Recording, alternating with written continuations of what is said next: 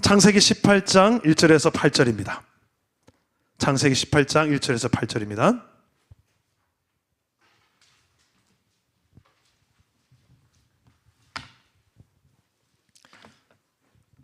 창세기 18장 1절에서 8절을 저와 여러분이 한 절씩 교독해 읽겠습니다. 제가 먼저 1절을 읽겠습니다. 여호와께서 마므레의 상수리 나무들이 있는 곳에서 아브라함에게 나타나시니라. 날이 뜨거울 때에 그가 장막문에 앉아 있다가 즉 사람 셋이 맞은편에 서 있는지라. 그가 그들을 보자 곧 장막문에서 달려나가 영접하며 몸을 땅에 굽혀 이르되 내 주여 내가 주께 은혜를 입었사오면 원하건대 종을 떠나 지나가지 마시옵고 물을 조금 가져오게 하사 당신들의 발을 씻으시고 나무 아래에서 쉬소서. 내가 떡을 조금 가져오리니 당신들의 마음을 상쾌하게 하신 후에 지나가소서. 당신들이 종에게 오셨음이니이다. 그들이 이르되 네 말대로 그리하라. 아브라함이 급히 장막으로 가서 사라에게 이르되 속히 고운 가루 세 쌀을 가져다가 반죽하여 떡을 만들라 하고 아브라함이 또 가축대 있는 곳으로 달려가서 기름지고 좋은 송아지를 잡아 하인에게 주니 그가 급히 요리한지라. 아브라함이 엉긴 젖과 우유와 하인이 요리한 송아지를 가져다가 그들 앞에 차려놓고 나무 아래에 모셔 섬에 그들이 먹으니라. 아멘. 오늘도 말씀으로 이 밤에 저와 여러분들에게 찾아오실 주님을 만나기를 축복합니다. 아브라함 하면 믿음의 우리의 조상 선배라고 하죠. 그 아브라함을 통해서 믿음을 배웠는데 아브라함 우리가 계속 살펴봤듯이 처음부터 대단한 믿음의 소유자는 아닙니다. 참 많이 연약함들이 묻어 있습니다. 저와 여러분과 다르지 않다는 겁니다. 그런데 어떻게 그가 믿음의 대명사가 될 수 있었을까? 로마서에서는 아브라함을 일컬어서 바랄 수 없는 중에 바라고 믿었던 믿음의 사람이었다. 현실은 아무것도 바랄 게 없었지, 바랄 수가 없는 현실이었지만 하나님을 믿는 믿음으로, 하나님의 말씀을, 약속을 믿는 믿음으로 믿었던, 그래서 떠날 수 있었고 그래서 순종할 수 있었던 그 믿음을 아브라함 믿음이라고 소개합니다. 만약에 저와 여러분들의 믿음을 청진기를 대고 그 믿음을 진단한다면, 의사가 보통 청진기를 가지고 여기 대보지 않습니까? 청진기를 대보고 그 진단서를 써주지 않습니까? 뭐라고 진단이 나올까요? 보통 의사들은 건강 양호합니다, 매우 좋습니다 라고 말하든지, 아니면 비타민 D가 부족하네요, 칼슘이 부족하네요, 아니면 뭐 운동이 부족하네요, 수면 부족입니다, 알코올, 술을 너무 많이 드셨나 보네요, 탄수화물과 지방을 줄이셔야 되겠어요, 배 봐라, 배에 들어가셔야 됩니다. 뭐 다양한 진단을 하지 않습니까? 우리의 신앙도 만약에 그렇게 진단을 한다면 어떤 진단서가 나올까요? 내 믿음이 어떤 진단서를 주님께서 우리에게 주실까요? 여러분, 그런 경우 있죠. 겉은 멀쩡한데 병원에 가서 진단서를 끊어보니까 이 부분이 이렇게 무너졌어. 아이고, 혈액이 거의 너무 이제 콜레스테롤 수치가 이렇게 높아져 버렸네. 겉은 멀쩡한데 그런 경우가 있죠. 마찬가지로 우리도 신앙생활도 그래요. 교회 왔다 갔다 이렇게 출석 잘하고 기도에도 잘 오시고 11조 생활도 잘 하시고 봉사도 열심히 하시고 성경도 정기적으로 읽고 형식적인 거 봤을 때는 아무런 흠잡을 것이 없는, 문제가 없는데 성경에 보니까 예수님께서 전혀 상상치도 못할 진단서를 내놓는 대목이 있습니다. 마태복음 7장에 예수님께서 그런 말씀을 하시죠. 나더러 주여 주여 하는 자마다 다 아버지께로 올 것이 아니다. 내가 거기선 너희를 도저히 모른다라고 할 사람 있다. 선지자 노릇하고 그래도 겉으로는 정말 대단한 사역자 같지만 하나님 나라에 갈 때는 넌 너 모른다 할 사람이 있다라는 것을 말씀하세요. 그러니까 중요한 것은 형식적으로 뭔가 폼을 갖추는 게 중요한 게 아니라 정말 그 안에 하나님 원하는 참 믿음이 있느냐, 그 믿음의 유무를 생각하게 합니다. 그 하나님께서 원하시는 그 믿음을 이야기하시는데 이 산상수훈의 끝에 이게 나옵니다. 그 산상수훈의 내용이 뭐죠? 마태복음 5장부터 7장까지의 팔복이 나옵니다. 처음에 이게 하나님 나라의 복된 거란다. 우리가 얼핏 보면 이게 복인가 싶은데 심령이 가난한 게, 애통하는 게, 온유한 게, 의에 줄이고 목마른 게, 긍휼히 여기고 마음이 청결한 게, 화평케 하며 사는 게, 의를 위해 핍박받을 수 있는 게, 이게 복이다. 그게 하나님 나라 백성이 된 증거다. 복의 개념이 좀 바뀌어요. 세상 사람들과 다른 복의 개념을 가르쳐 주십니다, 예수님은. 그리고 너희는 세상의 소금이고 빛이다. 선한 영향력을 세상에 나타내는 존재들이다. 그리고 율법에 나는 완성을 위해 왔지 율법을 없애려고 온 게 아니다. 율법 무시하며 살지 마라.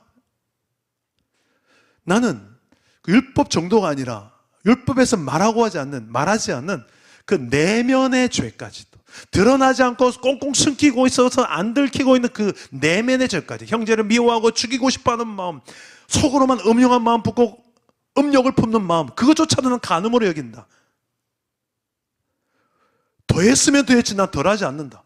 산상수훈 내용이에요. 그리고 마지막에 끝판왕입니다. 원수를 사랑해라. 어느 정도로? 오른뺨 치거든 왼쪽 뺨을 돌려대고, 속옷 달라면 걷어주고, 오리 가자면 심리 같이 가지고, 뭐 이런 도저히 우리가 실천 불가능할 것 같은 이야기들을 산상수훈에 가득가득 쏟아놓으세요, 예수님이. 그러고 나서 마지막에 하는 메시지가 그겁니다. 나더러 주여 주여 하는 자들마다 다 내게로 올 것이 아니다 라고 이야기하는 거예요. 우리 한번 읽어볼까요? 마태복음 7장 22절 23절 다 같이 한번 읽어봅시다. 시작. 그날에 많은 사람이 나더러 이르되 주여 주여 우리가 주의 이름으로 선지자 노릇하며 주의 이름으로 귀신을 쫓아내며 주의 이름으로 많은 권능을 행하지 아니하였나이까 하리니 그때 내가 그들에게 밝히 말하되 내가 너희를 도무지 알지 못하니 불법을 행하는 자들아 내게서 떠나가라 하리라. 아니, 형식으로 봤을 때는 이만한 믿음의 사람이 어디 있습니까? 이렇게 할 수 있는 사람이 흔하지 않죠. 이 땅에선 대단한 믿음의 사람이다. 와, 한 수 배워야 될 것 같은 느낌이 드는데 주님은 전혀 다른 평가를 하십니다. 그 믿음 난 인정하지 않는 믿음이더라고요. 왜 이런 일이 벌어지는가? 그 앞에 절에 나옵니다. 마태복음 7장 17절에서 21절 나오는데, 마치 좋은 나무는 좋은 열매를 맺고 나쁜 나무는 나쁜 열매를 맺는다. 여기서 좋은이란 표현은 유익하다라는 표현이에요. 좋은 나무, 유익한 나무는 유익한 열매를 맺는다는 거예요. 그 열매를 보고 그 나무를 안다. 그 열매는 행실이고 나무는 그 본질이죠. 그 믿음을 말합니다. 믿음은 그 행실을 통해서 증명되는 거다. 그 열매를 보면 그 나무를 안다. 그 행실을 보면 그 믿음을 안다. 이거예요. 그런데 전 이해가 안 되는 게, 주여 주여 하고 귀신도 쫓아내고 선지자 노릇하고, 근데 행실을 봤을 때는 누가 봐도 믿음이 있어야 되잖아요. 근데 난 너가 도저히 모른다. 이상하다. 왜 앞뒤가 안 맞지? 반대로 해석해야 됩니다. 이들은 행실만, 폼만, 믿음 있는 행실만 갖추고 있지 실제로는 그 안에 내용인 믿음이 없는 상태입니다. 그래서 주님은 모른다라고 하신 거예요. 그래서 우리 21절인데요. 한번 화면을 보시고 읽어봅시다. 시작. 나더러 주여 주여 하는 자마다 다 천국에 들어갈 것이 아니요 다만 하늘에 계신 내 아버지의 뜻대로 행하는 자라야 들어가리라. 자, 왜 이 말씀을 제가 먼저 오늘 말씀 전에 이야기를 하냐면, 우리의 삶의 행실이 우리 속에 보이지 않는 믿음을 증명한다라는 것을 보여주는 대목이기 때문에 그렇습니다. 그리고 행실만 가지고, 선행을 가지고 구원받는 게 아니고요, 그 선행의 본질, 뿌리가 그 안에 믿음이 있을 때 믿음이 행실로 표출되는 행실을 말하는 거예요. 잘못 오해하시면 뭔가 선을 많이 쌓아야 되겠네, 그게 아니고요, 본질이 믿음으로부터 출발된 행실을 말하는 거예요. 그 선한 행실을 통해서 내 안에 참 믿음이 확인되고 증명되고 그런 신앙생활을 성경은 말씀하고 있다는 것입니다.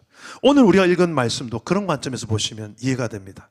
아브라함이 손님을 대접하는데 마치 하나님을 대하듯이 환대합니다.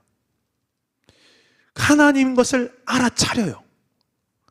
그래서 이 환대하는 삶을 통해서 아브라함의 믿음이 드러난다라는 것을 오늘 성경은 포인트를 가지고 말씀하고 있습니다. 그리고 이보다 더 중요한 사실이 있는데 아브라함이 어떻게 이 손님을 환대했느냐, 극진히 대접했느냐, 이것보다 더 우선적인 사실이 하나 있습니다. 그게 바로 하나님이 아브라함을 찾아오셨다는 사실입니다. 내 삶에 하나님은 찾아오시는 하나님이십니다. 따라합시다. 내 삶에 찾아오시는 하나님. 오늘 말씀 1절과 2절 어떻게 찾아오시는지 한번 보시기 바랍니다. 아브라함에게 우리 1절과 2절 봅시다. 시작. 여호와께서 마므레의 상수리 나무들이 있는 곳에 아브라함에게 나타나시니라. 날이 뜨거울 때에 그가 장막문에 앉아 있다가 눈을 들어본즉 사람 셋이 맞은편에 서 있는지라. 그가 여기까지요. 여기까지 봅시다.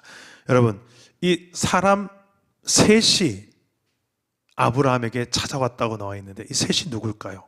1절에 보니까 여호와께서 아브라함에게 나타나시니라. 사람 셋이라고 했는데 여호와께서 나타나셨다는 이야기랍니다.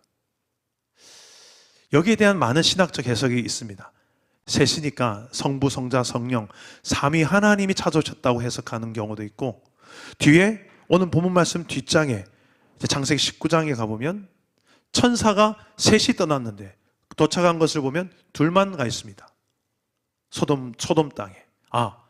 한 분은 하나님으로서 아브라함과 대화하고 있고 두 명만 천사구나. 한 분은 하나님, 두 명은 천사. 이렇게 해석하기도 합니다. 중요한 것은 이게 이러냐 저러냐가 중요한 게 아니라 하나님이 찾아오셨다는 거예요. 할렐루야. 하나님이 찾아오세요. 근데 언제 찾아오셨습니까? 언제 찾아오셨습니까? 하나님은 지금 가장 날이 뜨거울 때 찾아오셨어요. 이 팔레스타인 지역에는 아주 덥습니다. 그래서 보통 어디에 도시가 있냐면 산지 위에 좀 더 서늘한 곳에 집을 짓고 도시를 형성하고 삽니다. 점심때는 너무 뜨겁습니다. 그래서 가축이나 사람들이 활동하지 않습니다. 그 점심때 손님이 방문한다? 이건 실례죠. 다 쉬고 있는데 갑자기 찾아오면 기쁠까요? 제가 식당에 한 번씩 찾아갈 때가 있습니다. 전도하려고 찾아가면 식당은 아무래도 제일 조용할 때가 3시거든요. 3시에서 4시 사이 쉬거든요. 일해보셔서 아시죠? 알바. 근데 그 시간에 제가 쉰다는 거 알고 전도지를 전해주러 갔는데 전부 다 자고 계신 거예요. 꿀잠을 자고 계신데 이걸 깨워서 복음을 전해야 되나? 이 복음을 싫어하실 것 같다. 이 깨워가지고. 그래서 전도지만 조용히 두고 갈 때도 있었습니다. 그 꿀잠을 자고 쉬는 시간이 지금 아브라함이에요. 근데 그때 찾아온 손님에게 지금 아브라함이 환대하는 거예요. 극진히 대접하는 거예요. 여러분, 이러기 쉬울까요? 아브라함은 지금 어느 타이밍에서 어느 때부터 이 찾아온 손님이 하나님이라는 것을 알아챘는지는 성경 말하지 않습니다. 그런데 성경은 이 아브라함이 하나님이심을 알아보고 아브라함이 이렇게 부지 중에 천사가 하나님의 천사들이 찾아온 것으로 성경은 이야기합니다. 오늘 말씀 앞에서 보면 하나님은 아브라함과 언약을 맺으시고요. 그 다음에 오늘 찾아오신 거예요. 왜 찾아오셨을까요? 할례를 행하면서 어디 언약을 맺냐면 원래는 짐승을 반으로 또 두동강 내서 피가 철철철 흐르는 그 가운데를 언약을 맺는 두 사람이 당사자가 지나가는 게 언약식이었어요. 고대 근동 지방에. 언약 깨면 이 짐승처럼 죽는다. 이게 언약식이었어요. 근데 더 확실하게 하나님 언약을 맺고 싶었던 것 같아요. 그래서 남자의 생식기 끝을 자르는 포경수술, 그걸 통해서 네 몸에 난 언약을 새기고 싶다. 그 당시는 마취 기술도 없을 것이고 뭐 지혈하는 방법도 많이 힘들었을 거예요. 얼마나 많이 아팠고 얼마나 많은 피가 흘렀을까요? 그런데도 하나님은 그것을 명령하십니다. 순종합니다. 아브라함이 그걸 순종합니다. 그런 언약, 그 할례로 맺은 언약을 하고 난 다음에 바로 아브라함의 집에 찾아오신 거예요. 이 연결선상에서 볼 필요가 있습니다. 왜 찾아오셨을까? 성경에 보면 하나님께서 예수님도 그렇지만 그의 백성과 만나서 식탁 교제를 하는 걸 원하세요. 하나님은. 어디에 그런 대목이 있습니까? 출애굽기 24장에 보면 하나님께서 이 애굽에서 나온 이스라엘 백성들을 이제 시내산에 모아놓고 그들의 지도자들을 산 꼭대기로 부르십니다. 그래서 장로들과 지도자들이 올라가서 뭐 하는가? 하나님의 임재를 경험하는데 그들이 죽진 않아요. 원래 하나님을 눈으로 보게 되면 사람은 죄인된 인간이라 죽을 수밖에 없는데 하나님이 적절한 은혜로 해서 죽지 않도록 하나님 임재를 드러내신 거예요. 그리고 뭐 하는가? 거기서 먹고 마셨더라. 하나님 앞에서 식사교제를 하는 거였어요. 하나님은 그걸 원하시는 거예요. 예수님도 그래요. 이 땅에 오셔서 제자들과 끊임없이 먹고 마셨고 죄인과 세리 그리고 바리새인의 집에 찾아가서 여러 식사교제를 한 장면이 나옵니다. 하나님은 우리와 밥상교제를 하기 원하신 거예요. 우리 사랑나무기 그래서 밥을 많이 먹어요. 셀 모임 때도 얼마나 많이 먹습니까? 아예 예산을 따로 책정했습니다. 아주 성경적인 거예요. 잘 먹읍시다. 잘 먹고. 그래서 우리 한 집사님이 셀리더 모임할 때, 운영위원회 모임할 때, 밥 먹읍시다. 밥 먹읍시다. 얼마나 강요를 하든지. 그래서 저도 성경에 그게 나와 있으니까, 그래, 잘 먹어야지. 하나님이 우리가 이렇게 잘 먹고 교제하는 걸 원하세요. 그런데 그게 단지 우리가 그냥 식욕만 채우기 위해서 먹는 게 아니라 이것은 무엇을 의미하냐면 하나님 안에서의 연합을 의미합니다. 식사교제를 통해 아주 친밀한 연합적 교제를 의미해요. 여러분, 아무나 밥 먹습니까? 직장에서 수민아, 같이 밥 먹으러 가는 정도의 공무원이면 어느 정도 친하지 보통? 웬만큼 친하지 않고서는 밥 같이 먹기 쉽지 않잖아. 그치? 같이 밥 먹는다. 그러면 친하다는 거죠. 영화의 한 대사 중에 뭐 그런 대사도 있대요. 느그서장 하면서 나 밥도 먹고 뭐 이러면서 뭐 그런 대목이 있죠. 같이 밥을 먹는다는 것은 그만큼 친밀하다는 거예요. 하나님도 같은 원리로 지금 이스라엘 백성들과 같이 예수님도 같이 밥을 먹고 지금 하나님께서 지금 아브라함에게 찾아오셨어도 이런 환대를 받으며 영적인 식탁 교제, 이 또한 어떻게 보면 예배입니다. 여러분, 세계에서 6번째 부자가 있습니다. 워렌 버핏이라는 CEO입니다. 가장 대단한 투자자죠. 워렌 버핏과 식사 한번 같이 하는 거, 점심 식사 한번 하는데 얼마가 드는지 아십니까? 246원이 아니라 246만 원이 아니라 246억 있어야 워렌 버핏과 밥을 먹을 수 있었어요. 여러분, 먹을 수 있는 사람 있습니까? 워렌 버핏과 같은 대단한 사람 이제 밥 먹을 이 정도인데 하나님과 여러분 같이 밥을 먹는다 얼마를 해야 될까요? 우리 리더 제자 훈련하면서 원래는 주일반 할 때는 항상 식사 교제를 하고 제자 훈련했습니다. 한 3시간씩 뭐 4시간 할 때도 있고. 그런데 우리 수요일 반으로 오전 반으로 지금 리더 제자 훈련이 바뀌었죠. 그래서 밥을 먹자니 점심을 먹자니 다 출근해야 되는 분이니까 점심을 부담을 주기는 좀 그랬습니다.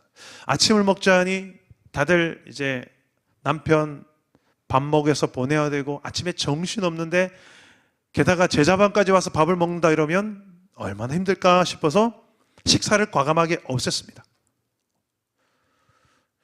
주일 저녁에 제자 훈련했던 훈련생들 너무 억울해하지 마시고.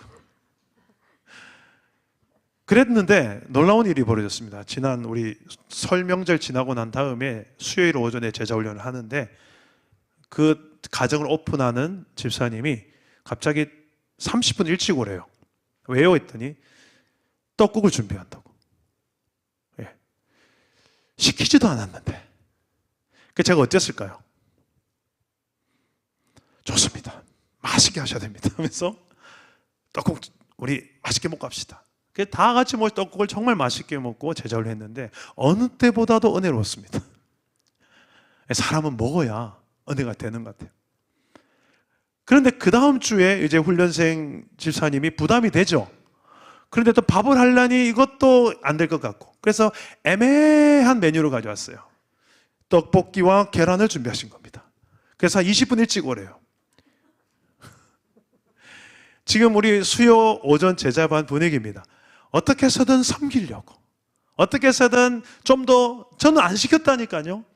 좀 더 편안하게 제자 훈련하고 싶은 사람이라니까요. 빨리 마치고 심플하게 해서 우리 빨리 갑시다. 안 그래요, 박 집사님? 그런데 집사님들이 이렇게 FM을 하려고 하니까 내가 못 이긴 척하고 그래 합시다. 그래. 하려고 그런다니까요. 그런데 속으로 내심 제 마음은 그래요. 예수님이 가르치셨고 하나님이 가르쳐주신 제자훈련 방법은 같이 먹고 아주 친밀한 연합의 교제를 훈련하는, 이것 또한 훈련이다. 깊은 것을 거추고 니 받거냐 하는 것. 지금 아브라함은 그래요. 근데 이 친밀한 교제를 상실한 교회가 있었습니다. 요한계시록에 보면 라오디게아 교회가 있었어요. 계시록 3장 20절 말씀 한번 읽어봅시다. 그들에게 주는 메시지입니다. 다 같이 읽어봅시다. 시작. 볼지어다 내가 문 밖에 서서 두루노니 누구든지 내 음성을 듣고 문을 열면 내가 그에게로 들어가 그와 더불어 먹고 그는 나와 더불어 먹으리라. 자, 이 말씀은 불신자들에게 예수 믿고 영접해라라는 말씀으로 많이 활용이 되기도 합니다만, 원래 말씀의 의도는 불신자를 대상으로 한 말씀이 아니고요, 이미 예수 믿는다고 하는 교회를 향해 주는 메시지예요. 이미 예수 믿고 난 구원받았습니다 하는 사람인데 처음은 뜨거웠는데 어느 순간 라오디게아 교회가 상당히 부요한 교회였거든요. 부자였어요. 살만하고 솔직히 하나님도 왜 필요한지 모르겠고 좀 거추장스럽기까지 하고 대충 이러고 싶은 교회예요. 그러다 보니 하나님과의 친밀한 교제가 사라진 거예요. 그래서 예수님이 마음의 문을 놓고 하면서, 예수님은 지금 우리 교회의 안에 들어와 계신 것이 아니라, 내 인생 안에 들어와 계신 것이 아니라, 그분이 내 안에 중심이 아니라 문 밖에 있다. 쫓겨나신 거예요. 내 마음이 그리스도의 집이 되어야 되는데, 주인이어야 되는데 주인이 쫓겨난 신세가 된 라오디게아 교회예요. 그 친밀함을 다시 회복해라 라는 겁니다. 오늘 이 밤에 하나님과의 친밀함이 상실된 성도가 있다면, 주님과 관계가 가까워야 되는데 멀어진 성도가 있다면, 그냥 껍데기만의 형식만 채우고 있는 종교 생활을 내 모습인 것 같다면, 우리 다시 한번 같이 내가 너와 함께 먹고 마시고 싶구나, 난 너와 함께 그 정도로 친밀함을, 같이 밥 먹으러 갈 수 있는 친밀한 그런 관계가 되고 싶다. 그 주님의 프로포즈를 받고 거부하지 않고, 나도 그래요, 나도 다시 그러고 싶어요. 그렇게 주님을 찾는 밤 되기를 축복합니다. 아브라함은 이 무더운 시간에 찾아오신 번거로운 손님 하나님이죠. 하나님을 지극정성으로 이제 환대를 합니다. 이 삶은 우리에게 큰 도전이 됩니다. 우리도 이웃을 환대하는 삶이 우리에게 필요하다는 것입니다. 따라합시다. 이웃을 환대하는 삶을 삽시다. 이 환대한다는 표현은 찾아온 사람을 반갑게 맞아 정성껏 대접한다라는 뜻이에요. 아브라함은 하나님을 향한 믿음과 마음을 지금 이 환대하는 삶을 통해 드러내고 있는 것입니다. 오늘 말씀 3절에서 5절 내용에 보면 어떻게 환대했는가? 제일 먼저는 장막문에서 달려나가서 영접하고 그 다음에 몸을 땅에 엎드려서 굽혀서 손님을 맞이합니다. 거의 뭐 이렇게 90도 인사하면서 아니면 땅에 엎드려서. 호칭은 무엇입니까? 내 주여, 종을 떠나 지나가지 마소서 하며 영접합니다. 음식은 어떤 음식을 준비할까요? 고운 가루 세 스하를 가지고 제빵을 합니다. 빵을 만듭니다. 이 고운 가루는 지금 최고의 이 식재료를 가지고 지금 만드는 거예요. 그리고 세 스하는 약 20kg으로 3명이 먹기에는 어마어마하게 많은 양입니다. 그게 끝이 아니라 엉킨 젖, 즉 버터와 우유도 준비하고요, 송아지를 한 마리 잡습니다. 이 세 사람이 먹을 분량이 아닙니다.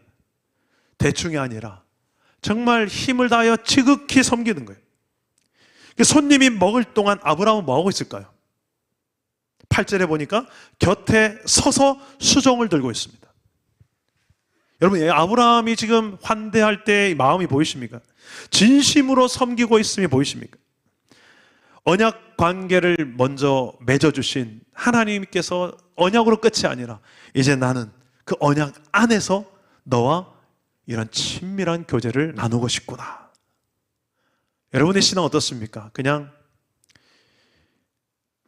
언약만 맺고 약속만 믿는 삶입니까? 아니면 이 친밀한 교제를 위해 찾아온 그분을 영접하고 환대하고 나도 그 교제 안으로 들어가기까지 하는 신앙생활을 하고 있습니까?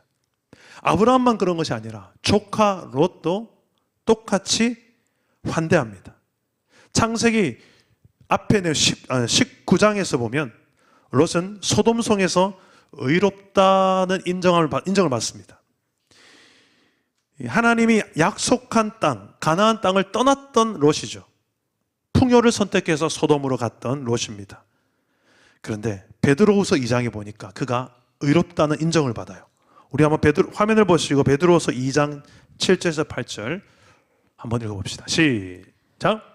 무법한 자들의 음란한 행실도 말미암아 고통당하는 의로운 롯을 건지셨느니라. 이는 이 의인이 그들 중에 거하여 날마다 저 불법한 행실을 보고 들음으로 그 의로운 심령이 상함이라. 자, 롯이 어떤 삶을 살았길래 이렇게 의롭다라고 이야기할까요? 창세기 19장에 두 천사를 환대한 이야기가 나옵니다. 이 환대는 단순한 선행이 아니라 롯에게도 구원에 이를 믿음의 열매가 있다. 그 믿음이 있음을 드러내는 증명하는 이 환대고 선행이라는 것입니다. 우리도 마찬가지입니다. 행함으로 구원받는 거 아닙니다. 선행을 많이 쌓는다 구원받는 게 아닙니다. 믿음으로 구원받습니다. 그 하나님의 은혜에 의하여서 믿음으로 구원받습니다. 그런데 그 믿음은 항상 행함으로 드러납니다. 그 행함은 이런 선행이고 세상을 밝히는 빛과 소금이고 나그네 손님을 대해서도 환대하는 이런 모습으로 드러나는 것입니다. 주의할 것은 형식만 가진 선행으로 가면 이건 율법주의로 갑니다. 그게 아니라 정말 믿음 때문에 믿음으로 나오는 자연스러운 선행입니다. 마지막 한 가지 문제가 남았습니다. 그건 우리가 그렇게 환대해야 될 이웃이 누구냐는 것입니다. 오늘날의 하나님도 마찬가지로 우리에게 찾아오시는데 어떤 모습으로 찾아오실까요? 아브라함에게도 이런 손님으로 지나간 나그네로 찾아오셨는데 어떤 모습을 찾아오실까? 마태복음 25장에서 답을 찾을 수 있어요.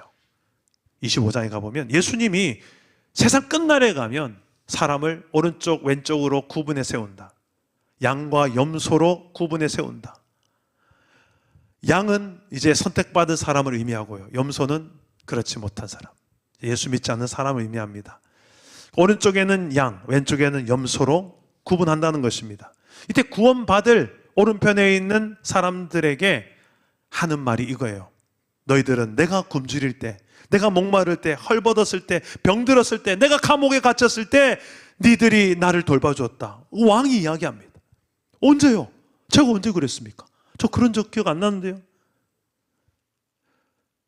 그때 주님 말씀하십니다. 왕이 이렇게 이야기합니다. 40절 화면을 보고 읽어봅시다. 시작. 임금이 대답하여 이르되 내가 진실로 너희에게 이르노니 너희가 여기 내 형제 중에 지극히 작은 자 하나에게 한 것이 곧 내게 한 것이니라 하시고, 지극히 작은 자, 네 형제 중에서 지극히 작은 한 사람이 한 것이 곧 내게 한 것이다. 누가 이웃인가? 누가 우리가 환대할 이웃인가? 때로는 굶주린 자로, 때로는 목마른 자로 주님은 우리에게 찾아오십니다. 헐벗은 자로, 상처와 결핍으로 가득한 자로 찾아오십니다. 병든 자로, 감옥에 갇힌 자로 찾아오십니다. 대부분의 사람들은 그런 사람을 좀 가까이 안 하려 합니다. 꺼려 합니다. 왜? 내게 별로 유익이 없을 것 같거든요. 내 이미지까지도 좀 실추될 것 같거든요. 내 인생에 좀 마이너스가 될 것 같거든요. 그래서 적절한 거리를 두는 게 지혜인 것 같거든요. 여러분 어떻습니까? 그렇게 지극히 작은 한 사람에게 존중합니까? 무시하지 않습니까? 심지어 나가서 환대할 수도 있습니까? 왜 이렇게 하라고 할까요? 가장 중요한 이유가 예수님이 우리를, 저와 여러분을 먼저 환대하셨기에 우리는 주님께 환대를 받은 사람들이니까. 이렇게 연약하고 부족한 죄인인 저와 여러분을 예수님은 환대하셔서 하나님의 나라로, 우리의 자격 때문이 아니라 자격 없는 우리를 환대하셔서 초대하시려고, 그 나라로 십자가에서 내 죄 대신해서 죽어주시는 은혜를 베풀어 주신 줄 믿으시길 바랍니다. 그 은혜를 입은 사람이라면, 내가 그 환대를 받은 사람이라면 이제 나도 주님을 향하여서 나도 환대해야 되겠죠. 지극히 나아가서 주님이 그토록 원하시는 세 계명, 내가 너희를 사랑한 것 같이 너희도 서로 사랑하라. 내가 너희를 환대한 것 같이 너희도 서로 환대하라. 이번 주일은 태신자 작정 주일입니다. 어떤 분을 여러분 품고 계십니까? 정말 그 중에 지극히 작은 자가 있습니까? 아니면 그 태신자의 리스트 중에서도 지극히 작은 자들은 내 리스트에 자꾸 빠집니까? 오늘날 신앙의 문제점을 이야기하라고 한다면 여기 있습니다. 내가 기준이 되어져서 내 편안함을 흔들면 받아들이지 않는다는 거예요. 근데 주님이 만약에 태신자 작정을 하라고 한다면 누구까지 품게 하실까요? 야고보서 4장 17절, 제가 최근에 읽은 말씀 중에 제일 충격받은 말씀입니다. 우리 한번 읽어봅시다. 야고보 4장 이 말씀 읽고 말씀 마무리하겠습니다. 함께 읽겠습니다. 시작. 사람이 선을 행할 줄 알고도 행하지 아니하면 죄인이라. 한 번만 더 읽읍시다. 시작. 사람이 선을 행할 줄 알고도 행하지 않으면 죄인이라. 이 선이란 단어 속에 많은 걸 생각하게 하죠. 하나님이 선이라고 인정하는 게 뭘까? 오늘 말씀엔 환대로 말할 수 있겠죠. 여러분들의 삶에 필요한 선이 있는데 그걸 말로 하고 행동으로 표현한다는 게 이게 쉽지 않습니다. 근데 뭐가 선인지 아는데 행하지는 못하는 선이 참 많아요. 근데 성경 그걸 죄라고 여깁니다. 하지 말란 것을 하는 것도 죄지만 너 이게 선인 줄 알잖아. 너 그 정도 분별하잖아. 그 말 나쁜 말이, 이 말이 좋은 말인 거 알잖아. 이 좋은 말 좀 해봐. 남편은 존중과 존경을 먹고 살고요, 아내는 사랑을 먹고 산대요. 그러면 제일 많이 해야 되는 말이 뭘까요? 남편은 아내에게 여보 사랑해. 아내는 남편에게 여러분 내가 당신을 존경해. 그게 선인 줄 압니다, 저는. 근데 이 말을 잘하고 사십니까? 조문성 지사님, 이천 지사님 어떻습니까? 생각보다 쉽지 않아요. 집사님 두 분만이 그렇게 아니라 제가 가정사역을 오래 해봤는데 목사님 그러는 거 아닙니다 하면서 정색을 하시고. 근데 성경대로 한번 나를 맞춰서 한번 흉내라도 내보는 거죠. 성경이 그렇게 말하고 있으니까. 오늘 이 말씀을 통해서 우리의 신앙생활을 좀 돌아보면서 기도했으면 좋겠습니다. 나는 내 삶에 어떤 선한 행실들로 내 믿음이 증명되고 있는가? 어떤 열매로 나무를 증명하고 있는가? 목사님, 지금 여력이 안 돼서요. 좀 힘드네요. 좀 더 내가 여력이 될 때, 물질도 좀 많아지고 시간에 여유가 생기고 내 마음에 여유가 생길 때, 그때 가서 할게요. 아마 평생 못 하실 거예요. 여러분, 부족하면 부족한 대로, 작으면 작은 대로 그 순간에 하는 겁니다. 재물의 여유가 아니라 관심과 사랑만 있으면 환대는 가능해집니다. 우리 교회 이름이 사랑 남은 교회인데 정말 이 이름값 하는, 하나님의 사랑을 경험한 자, 하나님의 환대를 경험한 자, 그 은혜를 경험한 자가 우리의 삶을 통해 증명할 수 있는 그런 하나님의 자녀 되기를 주님 이름으로 축복합니다. 우리 함께 찬양하기도 하겠습니다. 너의 삶을 통해 이루어지리라. 우리 함께 찬양하겠습니다. 아들아, 내 사랑하는 아들아, 아들아, 내 사랑하는 아들아, 너를 향한 나의 계획이 있단다. 나는 너를 통해서 세상 모든 민족이 구원받는 복을 얻게 하리라. 내 딸아,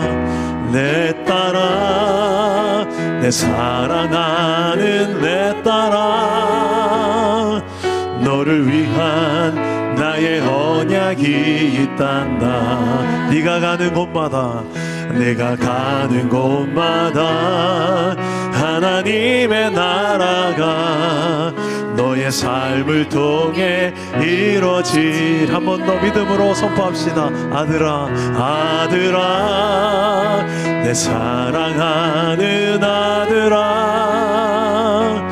너를 향한 나의 계획이 있단다. 나는 너를 통해서 세상 모든 민족이 구원받는 복을 얻게 하리라. 내 딸아, 내 사랑하는 내 딸아, 너를 위한 나의 언약이 있단다. 네가 가는 모든 곳마다, 내가 가는 곳마다 하나님의 나라가 너의 삶을 통해 이루어지리라. 우리 한번 기도합시다. 세상은 하나님을 알지 못하기 때문에 끊임없는 악순환의 반복을 당연시하며 살고 있습니다. 이에는 이, 눈에는 눈. 그게 세상 물정을 아는 삶의 지혜죠. 여차하면 코베어가는 세상이니까. 그런데 예수를 믿는 하나님 나라 백성, 하나님의 자녀는 전혀 다른 삶의 원리를 가지고 살아갑니다. 원수를 사랑하랍니다. 오른뺨 때린 자에게 왼뺨도 돌려대랍니다. 어떻게 그렇게 삽니까? 오리를 가진 자에게 심리까지 가져라고 합니다. 그거 너무 과한 거 아닙니까? 그런데 그 과한 사랑을, 그 과한 환대를 우리가 하나님께 먼저 받았습니다. 성경을 읽다가 내가 받은 환대가 무엇인지, 내가 받은 은혜와 사랑이 무엇인지가 체험되는 게 중요합니다. 주여, 내가 이것이 체험되게 해달라 기도하십시오. 내가 체험해야 그걸 행할 수가 있습니다. 내가 널 사랑한 것 같이 너희도 서로 사랑하라 하셨는데, 하나님이 나를 어떻게 사랑했는지 모르겠는데, 그 사랑이 안 믿어지는데, 체험되는 게 하나도 없는데 내 삶에 어떻게 내가 그 사랑을 흉내냅니까? 오늘 먼저 기도해야 될 것이 있다면, 참 하나님, 날 사랑하시는 거 맞습니까? 왜 나는 안 믿어지죠? 내 삶이 이렇게 무너져 있는 거 투성인데 이래도 날 사랑하시는 거 맞습니까? 솔직하게 하나님께 물어보세요. 어떻게 하나님 날 사랑하셨냐고. 그 사랑을, 그 하나님의 프로포즈를 나도 좀 깨달을 수 있도록, 믿어질 수 있도록, 체험할 수 있도록, 그래서 내 삶을 통해서도 하나님의 사랑이 흘러갈 수 있게 해달라고. 온통 어둠으로 가득한, 미움으로 가득한 이 세상의 구조 속에 나를 보내셔서 그 환대와 사랑으로 세상을 아름답게 하나님의 나라로 바꿔갈 수 있는 하나님의 아들로 딸로 내가 좀 살아갈 수 있게 해달라고, 우리 그 하나님의 사랑을 경험할 수 있고 그 사랑을 실천할 수 힘을 달라고 우리 기도하실 때에 주님 3번 찾고 기도하겠습니다. 주님 찾습니다. 주여 주여 주여. 하나님 아버지, 우리가 이런 하나님의 은혜와 사랑을 우리가 먼저 알게 하여 주옵소서. 십자가에 하나님 기록되어진 하나님의 피 묻은 사랑이 우리의 가슴으로 와닿을 수 있는 은혜가 있기를 원합니다. 사랑하는 내 아들아, 내 딸아, 내가 너를 사랑한다. 내가 너를 절대 포기하지 않는다. 우리를 절대로 놓치지 아니하시며 우리 인생 가운데 찾아오시고 우리 인생을 하나님 절대로 놓치지 않는 하나님의 그 은혜와 사랑을 우리가 경험하게 하여 주시옵소서. 아버지여, 지금도 이곳에 나를 향하신 하나님의 눈을 경험하기 원합니다. 하나님, 우리를 지금 어떻게 바라보시는지, 사랑하는 아들을 향하여 어떻게 바라보시는지, 사랑하는 딸들을 향하여 어떻게 보시는지, 내가 아버지 앞에 그렇게 하나님을 내 아버지로 만나기를 원합니다. 나를 그 누구보다 사랑하시는 아버지, 나를 위해서라면 모든 걸 내어주신 아버지, 내 아버지를 나도 더 사랑하며 주님을 사랑하는 아들로 살고 싶습니다. 그리고 주님이 정말 원하시는 정말 영혼을 사랑하는 삶을 살아낼 수 있기를 원합니다. 지극히 작은 한 사람도 소리 여기지 않는 하나님의 그 사랑을 내가 아버지와 살아내도록 도와주시옵소서. 우리의 삶의 힘이 되시고 우리의 삶의 원동력이 되신 예수 그리스도를 내 삶에서 날마다 경험하며 그 십자가 앞에서 주님의 사랑을 경험하며 내 삶의 이유가 되어지고 내 삶의 원동력이 주 예수 그리스도로 살아가게 하여 주옵소서. 그분의 능력으로 사는 자들마다 넉넉히 이 사명을 감당할 줄 믿습니다. 우리의 가정이 변화되게 하여 주옵소서. 우리의 일터가 변화되게 하여 주시옵소서. 이런 하나님의 나라가 나를 통하여 이루어지게 하여 주옵소서. 주님께 맡긴 바 되어진 주의 자녀들, 주의 제자들이 이런 놀라운 삶을 살아내게 될 줄 믿습니다. 오늘 그런 믿음으로 우리가 살아가게 하여 주시옵소서. 그의 선하심을 세상에 노래합니다. 그 이름에 크신 능력, 크신 능력, 영원한 생명이 내 삶의 이유라. 예수는 내 힘이요, 나의 기쁨, 내 참 소망. 그 이름의 생명이 내 삶의 이유라.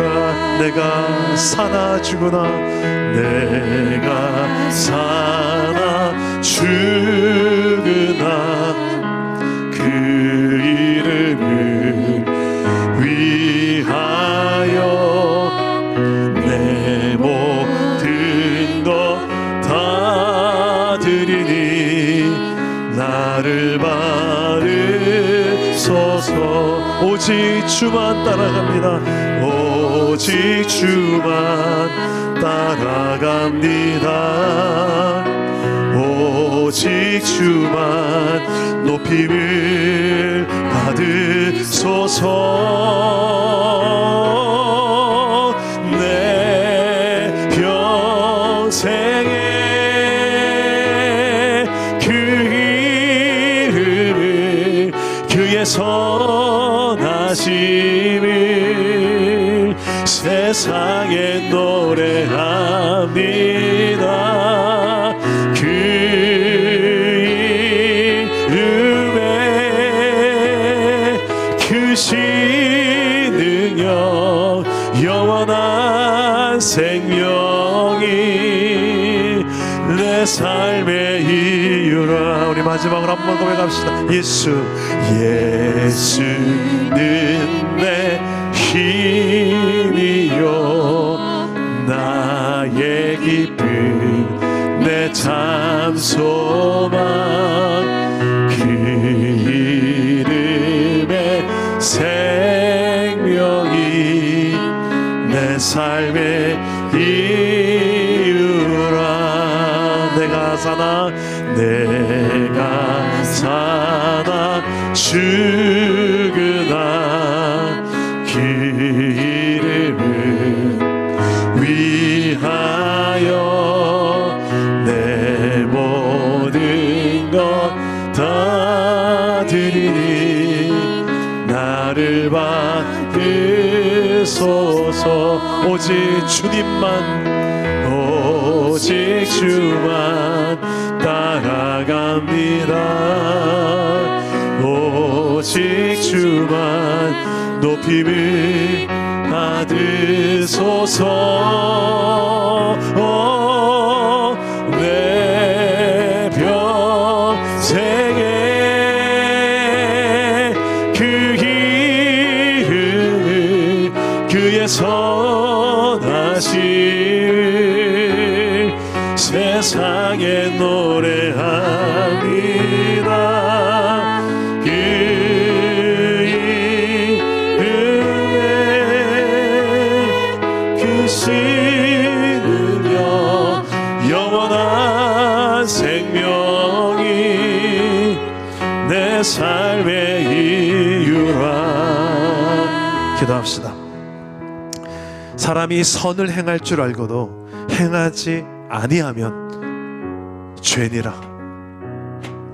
오늘 말씀에 우리 무엇이 선인 줄 압니다. 근데 내가 그 선을 행하기가 싫습니다. 그 사람을 사랑하기가 싫습니다. 그 사람에게 내가 존중하며 환대하기가 싫습니다. 그 사람이 나한테 행한 게 뭔지를 난 잘 알기 때문입니다. 그 사람이 뒤에서 나에게 어떻게 수군거린지를 알기 때문입니다. 여러분, 그럼에도 불구하고 내가 환대하는 이유, 그럼에도 불구하고 나는 환대를 받은 경험이 있기 때문입니다. 나는 너무나도 많은 죄를 지었습니다. 알면서도 그 선을 행하지 않은 죄, 오늘 시간에 그 죄를 죄라고 인정하는 기도도 해봅시다. 솔직히 하나님, 나는 이렇게 생각하니 너무 많은 죄를 저질렀습니다. 뻔뻔하게 그것을 당연시하며 환명하며 저 사람이 나한테 행한 게 뭔지 아시면서 어떻게 내가, 여러분, 오늘 왜 내가 그 사람조차도 환대해야 되는지 오늘 분명하게 주님은 말씀하십니다. 네가 그 환대를 받은 자니까. 오늘 내 안에 그렇게 살지 않았던 것을 죄로 여길 줄 아는 마음 달라 기도합시다. 하나님 앞에 나는 너무나 많은 죄인입니다. 너무 많은 죄를 범했습니다. 조금이라도 더 내가 이 죄를 짓지 않도록 그 선을 피하거나 핑계대지 않도록 합리하지 않도록 오늘 내게 순종할 힘을 달라 기도합시다. 성령님, 내게 이걸 행할 힘이 없습니다. 내가 죽어야 됩니다. 내가 그리스도와 함께 십자가에 죽어야 됩니다. 그래야 이제는 내가 사는 게 아니라 내 안에 그리스도가 사는 삶을 그만큼 살기 시작하는 거기 때문에 바울처럼 아버지요, 이놈의 내 자존심 때문에, 이놈의 내 교만 때문에 내가 살아서 내 안에 그리스도가 일하지 못하는, 주여, 내가 온전히 십자가에 죽은 다시 태어난 거듭난 삶을 내가 조금이라도 살아가도록 성령님 도와달라고. 그러기 위해서는 솔직하게 인정해야 됩니다. 내 수준을, 내가 죄를 죄로 인정해야 됩니다. 십자가 앞에서, 성경 앞에 나를 비추어서 부끄럽고 참 말할 게 없지만 그래 솔직한 내 모습입니다라고 오늘 이 밤에 인정할 거 인정하고 힘을 달라고 기도하십시오. 오늘 한번 주님 앞에 3번 간절히 잡고 기도하겠습니다. 주님 찾습니다. 주여, 주여, 주여.